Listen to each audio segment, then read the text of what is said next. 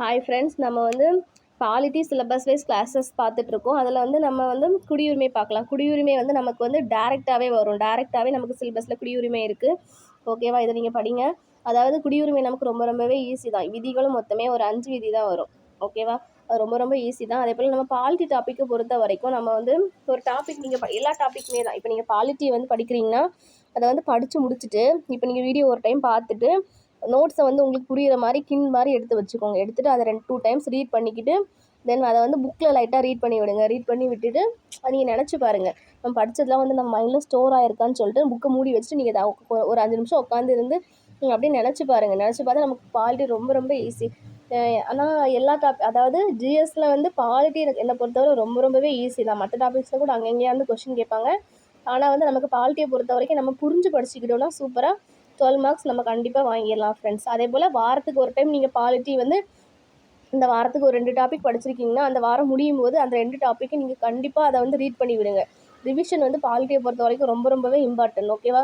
நீங்கள் இப்படி படிக்க பாலிட்டி உங்களுக்கு ரொம்பவே ஈஸியாகிடும். உங்களுக்கே தெரியும், ஒரு விதியோட நம்பர் பார்த்தாலே அந்த விதி வந்து இந்த பகுதியில் தான் இருக்குது அந்த மாதிரி சொல்லி நமக்கே அப்படி தோணும். ஓகேவா? அதே போல் நீங்கள் வந்து படிங்க, ஈஸியாக தான் இருக்கும். நம்ம இப்போ டாப்பிக்குள்ளே போகலாம். இன்றைக்கி நம்ம குடியுரிமை பார்க்கலாம். ஓகேவா? குடியுரிமைனா என்னது? சிட்டிசன் என்ற சொல் வந்து சிவிக்ஸ் என்ற லத்தீன் மொழி சொல். ஓகேவா? அப்போ குடியுரிமை வேறு எங்கேருந்து எடுத்தாங்கன்னா சிட்டிசன் என்கிற சிவிக்ஸ் என்ற லத்தீன் சொல்லிலேருந்து அதை எடுத்திருக்காங்க. ஓகேவா? அப்படின்னா என்னதுன்னா நகர அரசில் வகிப்பவர். அதாவது என்ன சொல்லுவோம் நம்ம வந்து அதாவது சிட்டியில் வாழ்கிறவங்க தானே நம்ம சொல்லுவோம். சிட்டிசனில் இருக்கிறவங்க தான் வந்து, அதாவது நகரத்தில் இருக்கிறவங்க தான் வந்து நம்ம சிட்டிசன்னு சொல்லுவோம். சரிங்களா? அப்போது சிட்டிசன் குடியுரிமைனா என்னதுன்னா நகர அரசில் வசிப்பவர் என்பதன் இதன் பொருள். அப்போது இது வந்து எந்த பகுதியில் வருதுன்னா பகுதி 2 விதி 5லிருந்து 11 வரைக்கும் உள்ள விதி தான் வந்து குடியுரிமையை பற்றி சொல்லுது. சரிங்களா? அப்போ பகுதி 2 விதி 5லிருந்து 11 வரைக்கும் உள்ள விதிகள் வந்து குடியுரிமையை பற்றியது. நம்மளோட இந்தியா என்னென்னா ஒற்றை குடியுரிமை ஃபாலோ பண்ணுறாங்க. எங்கேருந்து எடுத்தாங்கன்னா அதை வந்து இங்கிலாந்துலேருந்து தான் எடுத்தாங்க. சரிங்களா? நம்மளுக்கு குடியுரிமை மாடல் வந்து எங்கேருந்து எடுத்தாங்க? இங்கிலாந்துலேருந்து தான் எடுத்தாங்க. இப்போ ஒற்றை குடியுரிமை நம்ம இந்தியா ஃபாலோ பண்ணுறாங்க. ஒற்றை குடியுரிமை என்னது? நம்ம வந்து ஒரு குடியுரிமை இந்தியாவுக்கு நம்ம ஒரே ஒரு குடியுரிமை வாங்கினா போதும். அந்த குடியுரிமை நம்ம வாங்கினோன்னா நம்ம இந்தியாவுக்குள்ளே எங்கே வேணால் போய் இருந்துக்கலாம். நமக்கு பிடிச்ச எந்த மாநிலத்தில் வேணால் இருந்துக்கலாம், வேலை பார்த்துக்கலாம். அங்கேயே எந்த மாநிலத்தில் வேணால் நம்ம இடம் வாங்கிக்கலாம், எல்லாமே பண்ணலாம். ஆனால் அமெரிக்கா போன்ற நாடுகள்லாம் வந்து இரட்டை குடியுரிமை ஃபாலோ பண்ணுறாங்க. அப்போ அவங்க என்ன பண்ண முடியும்? அவங்க இரட்டை குடியுரிமை பெற்றாங்கன்னு எப்படின்னா அவங்க வந்து அந்த நாட்டுக்குன்னு சொல்லி ஒரு குடியுரிமை வாங்கணும். அப்புறம் அவங்க எந்த மாநிலத்தில் போய் இருக்க போகிறாங்களோ அந்த மாநிலத்துக்குன்னு தனியாக போயிட்டு அவங்க வந்து குடியுரிமை வாங்கணும். அதான் இரட்டை குடியுரிமை. அப்போ என்னது? நாட்டுக்கு தனியாக ஒரு குடியுரிமை, எந்த மாநிலத்தில் போய் இருக்க போகிறாங்களோ அதுக்கும் தனியாக ஒரு குடியுரிமை வாங்கணும். ஆனால் நம்ம இந்தியாவில் அப்படி கிடையாது. ஒற்றை குடியுரிமை தான். நம்ம ஒரு வாட்டி ஒரே ஒரு அந்த ஒற்றை குடியுரிமையை மட்டும் நம்ம வாங்கிட்டோம்னா நம்ம இந்தியாவுக்குள்ளே எங்கே வேணால் போய் இருந்துக்கலாம், எங்கே வேணால் வேலை பார்த்துக்கலாம். அந்த வேறு மாநிலத்தில் நம்ம இடம் கூட வாங்கிக்கலாம். ஓகேவா? அதான் ஒற்றை குடியுரிமை ஃபாலோ பண்ணுறாங்கன்னு சொல்கிறாங்க. குடியுரிமை சட்டம் எப்போ கொண்டு வந்தாங்கன்னா 1955. இது ரொம்ப இம்பார்ட்டன்ட். ஓகேவா? அப்புறம் 2019 அக்டோபர் 31 வந்து ஜம்மு காஷ்மீரை வந்து, அதாவது ஜம்மு காஷ்மீருக்கு வந்து சிறப்பு மாநில அந்தஸ்து கொடுத்துருப்பாங்க. ஓகேவா? ஆனால் வந்து அதனால் வந்து அவங்களுக்கு வந்து சிறப்பு மாநில அந்தஸ்து கொடுத்ததுனால எதன்படி கொடுத்தாங்க? விதி 370 படி தான் ஜம்மு காஷ்மீருக்கு மாநில அந்தஸ்து கொடுத்துருப்பாங்க. அதை வந்து 2019 அக்டோபர் 31 நீக்கிட்டாங்க. அவங்களுடைய தனி குடியுரிமையை கேன்சல் பண்ணிட்டாங்க. ஏன்னா அவங்களுக்கு தனி குடியுரிமை கொடுத்ததுனால அவங்க நாட்டுக்கு நம்ம வேறு யாருமே போக முடியாது. ஒரு சுற்றுலா பயணிகள் மாதிரி தான் அவங்களுடைய ஜம்மு காஷ்மீர் நாட்டுக்கு போய் வரணும். அதேபோல் நம்ம அங்கே போய் நம்ம இடம் வாங்க முடியாது, எதுவுமே பண்ண முடியாது. அதனால் வந்து அது 2019 அவங்களுடைய தனி குடியுரிமையை கேன்சல் பண்ணிட்டாங்க. ஓகேவா? அப்போ இந்தியா வந்து ஒரு முழு ஒற்றை குடியுரிமை நாடாக ஆகியாச்சு. அப்புறம் 1949 நவம்பர் 26 வந்து என்ன பண்ணாங்கன்னா, அதாவது அப்போவே, அதாவது 1950 ஜனவரி 26 தான் வந்து இந்தியா குடியரசாச்சு. அப்போ தான் வந்து எல்லா விதியும் வெளியிட்டாங்க. ஆனால் குடியுரிமையில் உள்ள 5, 6, 7, 8, 9 இந்த 5 விதிகளையும் வந்து 1949 நவம்பர் 26 வந்து இந்த விதிகளெல்லாம் வெளியிட்டாங்க. சரிங்களா? இது ரொம்ப இம்பார்ட்டன்ட், பார்த்து வச்சுக்கோங்க. இப்போ நம்ம விதி வந்து என்னென்ன சொல்கிறாங்கன்னு சொல்லி பார்க்கலாம். விதி 5ல் என்ன சொல்கிறாங்கன்னா, அதாவது 1950 ஜனவரி 26 அதுக்கு 5 வருஷத்துக்கு முன்னாடி இந்தியாவில் இருந்திருக்கணும். சரியா? மற்றும் பெற்றோர்கள் இந்தியாவில் பிறந்திருக்க வேண்டும். அப்படி பிறந்தாங்கன்னா விதி 5 யூஸ் பண்ணி அவங்களுக்கு குடியுரிமை கொடுத்துருவாங்க. இப்போ ஏன் இந்த விதியெல்லாம் வந்து வெளியிடுறாங்கன்னா அது எப்படி எல்லாருக்கும் எப்படி குடியுரிமை கொடுக்கணும் அப்படின்னு சொல்கிறது தான் அந்த குடியுரிமை. இல்லை விதி 5ல் என்னது? நம்ம 1950 ஜனவரி 26 அதாவது அன்னைக்கு அதுக்கு முன்னாடி ஒரு 5 வருஷத்துக்கு நம்ம வந்து இந்தியாவில் இருந்திருக்கணும். அப்புறம் நம்மளுடைய பெற்றோர்கள் வந்து இந்தியாவில் பிறந்திருந்தால் நமக்கு விதி 5 யூஸ் பண்ணி நமக்கு குடியுரிமை கொடுத்துருவாங்க. அடுத்த விதி 6 பார்க்கலாம். பாகிஸ்தானிலிருந்து இந்தியா வந்தவருக்கு குடியுரிமை. அதாவது நிறைய பேர் அதாவது இந்தியா வந்து சுதந்திரம் அடைஞ்சதுக்கப்புறம் வந்து பாகிஸ்தான் வந்து பிரிஞ்சு போயிட்டாங்கள்ல. அதாவது 1947 ஆகஸ்ட் 14 பாகிஸ்தானுக்கு சுதந்திரம் கொடுத்துட்டாங்க. அப்போ இங்கேருந்து பிரிஞ்சு பாகிஸ்தானுக்கு போயிட்டு திருப்பி அவங்களுக்கு மனம் மாறி சரி நம்ம இந்தியாவுக்கே போயிடலான்னு சொன்னால், அதாவது பாகிஸ்தான் வந்து இந்தியாவுக்கு திரும்பி வந்துட்டாங்கன்னா அவங்களுக்கு வந்து குடியுரிமை கொடுத்துருவாங்க விதி 6 யூஸ் பண்ணி. அதே போல் விதி 7 வந்து இந்தியாவிலிருந்து பாகிஸ்தானுக்கு குடியுரிமை. இந்தியாவிலிருந்து பாகிஸ்தானுக்கு குடிபெயர்ந்தவர்களின் குடியுரிமை. அதாவது இந்தியாவிலேருந்து பாகிஸ்தானுக்கு போயிட்டு திருப்பி அங்கேருந்து அவங்களுக்கு சில நேரம் இந்தியாவிலே இருந்திருக்கலாமான்னு சொல்லி தோணும். அப்போ அவங்க இந்தியாவிலேருந்து பாகிஸ்தானுக்கு போயிட்டு திருப்பி வந்து அவங்க இந்தியாவுக்கு வந்தாங்கன்னா அவங்களுக்கு குடியுரிமை கொடுக்கலாம் அப்படின்னு சொல்லியிருக்காங்க. ஓகேவா, விதி 7 யூஸ் பண்ணி. ஆனால் அந்த விதி 7 யூஸ் பண்ணி அவங்க வந்து ஒரு 6 மாதம் இந்தியாவில் இருக்கணும். 6 மாதம் ஒரு இந்தியாவில் இருந்தாங்கன்னா அவங்களுக்கு குடியுரிமை கொடுத்துடலாம் அப்படின்னு சொல்கிறாங்க. அடுத்து விதி 8 வந்து வெளிநாட்டில் இருக்கும் இந்தியருக்கு குடியுரிமை. பெற்றோர்கள் மற்றும் மூதாதையர் மூலம். அப்போது வெளிநாட்டுக்கு ஒருத்தருக்கு இந்தியருக்கு குடியுரிமை கொடுக்கலாம்.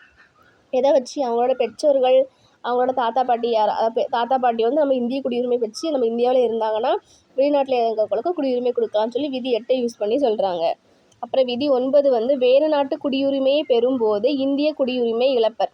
அப்போது ஒருத்தர் வேலைக்கு போகிறாங்க, அமெரிக்காவுக்கு இப்போ போகிறாங்கன்னா அங்கே போயிட்டு அவங்களுக்கு பிடிச்சி அங்கேயே செட்டில் ஆகி அந்த குடியுரிமையை அவங்க வாங்கிட்டாங்கன்னா அவங்க இந்திய குடியுரிமை அவங்களுக்கு டைரெக்டாகவே கேன்சல் ஆகிடும். சரிங்களா, அப்படி சொல்கிறாங்க விதி 9. விதி 10 வந்து இந்திய குடிமகனாக இருக்கும் நபரின் குடியுரிமை தொடர்வது குறித்து பாராளுமன்றம் சட்டம் இயற்றும். அப்போது இவங்க வந்து சொல்லிட்டாங்க, இவ்வளோ தூரத்துக்கு சொல்லிட்டாங்க, இனிமேல் வந்து குடியுரிமை பற்றி என்னென்ன விதிகள்லாம் இருக்குமோ அதை வந்து பாராளுமன்றம் பார்த்துக்குவாங்கன்னு சொல்லி விதி 10 சொல்லிட்டாங்க. அப்புறம் விதி 11 என்ன சொல்கிறாங்கன்னா, குடியுரிமை இழத்தல் பெறுதல் தொடர்பான பாராளுமன்றம் சட்டம் இயற்றுவதற்கு அதிகாரம். அப்போ என்னது, அவங்களுக்கு ஒரு சட்டம் கொடுக்கணும் தானே, அவங்களுக்கு ஒரு அதிகாரம் கொடுக்கணும். அப்போ விதி 11 யூஸ் பண்ணி பாராளுமன்றம் வந்து குடியுரிமை பெறதுக்கு இழக்கிறதுக்கு என்ன முடிவை வேணாலும் பாராளுமன்றம் எடுத்துக்கலாம் அப்படின்னு சொல்லிட்டு விதி 11 யூஸ் பண்ணி அவங்க சட்டம் இயற்றிக்கலாம்னு சொல்லி கொடுத்துட்டாங்க. ஓகேவா, சரி. இப்போ 1955 வந்து இந்திய குடியுரிமை சட்டம் கொண்டு வந்தாங்க. சரியா, எதுக்கு? அதாவது இப்போ விதி 5லேருந்து 11 வரைக்கும் என்ன சொல்லிட்டாங்கன்னா 1950 அதுக்கு முன்னாடி உள்ளவங்களுக்குலாம் எப்படி குடியுரிமை கொடுக்கணும்னு சொல்லியிருப்பாங்க.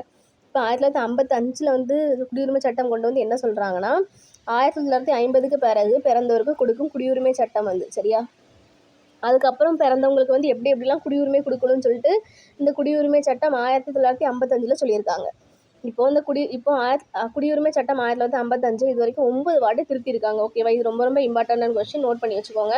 9 வாட்டி இது வரைக்கும் திருத்தம் பண்ணியிருக்காங்க. எப்போலாம்னா 1957, 1960, 1985, 1986, 1992, 2003, 2005, 2015, 2019.